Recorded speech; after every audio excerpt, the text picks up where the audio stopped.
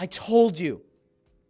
This is part of the accountability thing. When I'm right, I'm taking a fucking victory lap. And I might take 10 or 15 of them between now and the end of the show. I told you guys last week there would not be a Chiefs blowout. I told you the Eagles were going to win by double digits. My score was 38-27. And I even said on the show, I think I said it last Monday, Wednesday, and Friday, because I wanted to have it really on the record. I said to you guys last week, I wouldn't be surprised if like 6 minutes remaining in the game, the Eagles go out and they allow a garbage time touchdown to make the final score look closer than it was. I had 38-27, game finishes 40-22, and the Chiefs pick up at least one relatively garbage time touchdown. Kenny Pickett took snaps in the Super Bowl. That's how far apart these teams were on Sunday. This was an absolute decimation. This was a curb stomp to Andy Reid, to Patrick Mahomes, to Travis Kelce, to all of them. This was a reality check, and it's proof that I was once again right, because I told you guys when the playoffs started, this Chiefs team is not the same Chiefs team that has run roughshod over the league. I am firmly convinced that if Baltimore had run the same kind of strategy that the Eagles ran last night, Baltimore would have made it to the Super Bowl. You would have had a much better game last night. I didn't think this Chiefs team was elite. You can't write off Patrick Mahomes. You can't write off Andy Reid. You can't write off Travis Kelce, even though he very much looks close to retirement. But I told you guys, double-digit win. I brought up the Vic Fangio thing. I gave you guys the stats. Yeah, Vic Fangio had never beaten Patrick Mahomes before, but we're talking about multiple years with Drew Lock as the quarterback of the Broncos. We're talking about a Dolphins team, by the way, that was so fucking dumb that when Vic Fangio ended up on the outs with Miami, remember this? Miami's best defensive players were celebrating it passive-aggressively on Twitter. Yeah, how fucking dumb do they look? Oh, Vic Fangio hurt our feelings. Vic Fangio tried to coach us hard. What an asshole. Yeah, that asshole. Now a Super Bowl winning defensive coordinator. A guy who took a player from the scrap heap in Zach Bond and empowered him to find himself and become an all-pro. That guy, that supposed asshole defensive coordinator who took two rookies in Cooper DeJean and Quinyon Mitchell and turned them into absolute rock stars in the secondary.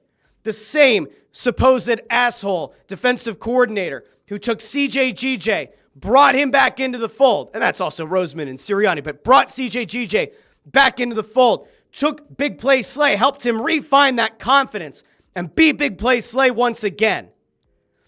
Got Jalen Carter and Jordan Davis to take their game to the next level. Josh Sweat took his game up 3-4 levels. Nolan Smith up 3-4 levels. Nakobe Dean prior to injury up 3-4 levels. This man deserves every bit of respect, and he's a local guy. Grew up a Philadelphia sports fan. How sweet do you think this tastes? His first Super Bowl win comes as the defensive coordinator of the team he cheered on as a kid. That's awesome. That defense was buzzing, and I said that last week. I said, don't be surprised if the Eagles get off to a strong... You know what? Do I do a victory lap? I'm going to get to the comments in a second. Do I get to the victory lap? I think I might get to the victory lap. Because I clipped a little bit of last week's show. I put this out on the old Twitter.com, X.com. Because when I'm a jackass, I tell you I'm a jackass, and I move on with my day. I move on with my life, and I tell you guys, Russ is a little bit of a jackass here. But in this case, Russ was right. Let's just go back really quickly. Now, there are other parts of the show that aged even better, but I didn't have the time to clip them last night. But really quick, I'm going to throw this back to last week because I think it's important that we just make sure that yours truly is holding himself accountable. I said I'm going to owe Sirianni and Howie Roseman an apology shortly, but let's just go back. What did Rustradamus say on Friday? Rustradamus, enlighten the people. What did you say about this Super Bowl 59? Let's throw it out to, that's a good-looking guy right there. It's a good-looking guy. Looks like he's lost a few pounds since the flu. Keep it going, fella. Proud of you. Like, I have a hard time looking at this Chiefs offense and saying, oh, yeah, that team's capable of putting up 40 on this defense. I don't see it. The Eagles defense has been elite all year at holding teams to like 21 or fewer points. That is correct. they've been an absolute stout defense. That is true. I don't see Kansas City scoring 35 points. Uh-huh. And as I've now said a few times, I don't even see them scoring 30.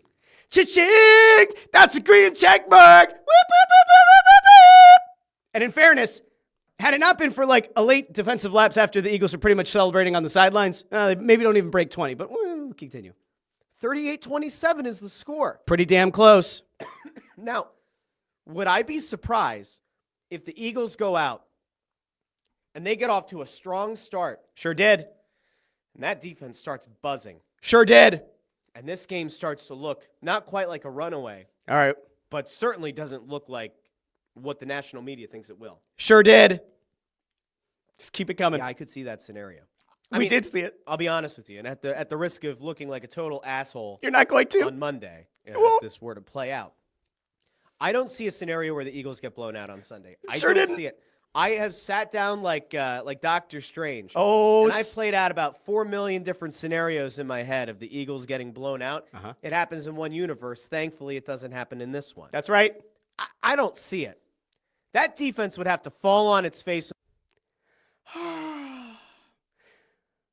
Vindicated. I am selfish. I am wrong. All right, doesn't matter. Guys, I told you this was going to happen.